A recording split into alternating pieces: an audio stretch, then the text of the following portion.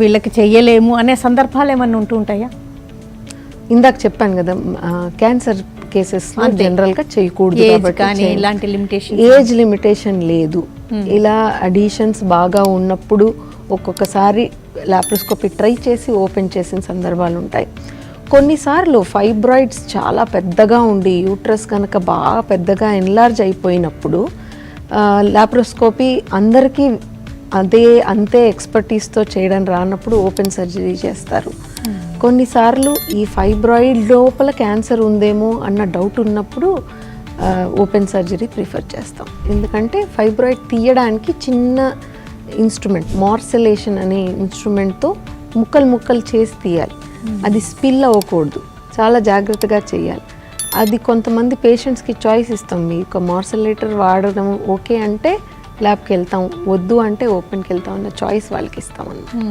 అంటే దీని మార్సిలేటర్ వల్ల ఏం ప్రాబ్లమ్స్ ఏమి ఉండవు కదా? అంటే మార్సిలేటర్ వల్ల ప్రాబ్లం కాదు, ఆ టిష్యూస్ స్పిల్ అయ్యి కడుపులో అది క్యాన్సర్ అయితే ప్రాబ్లం కదా, అందుకని.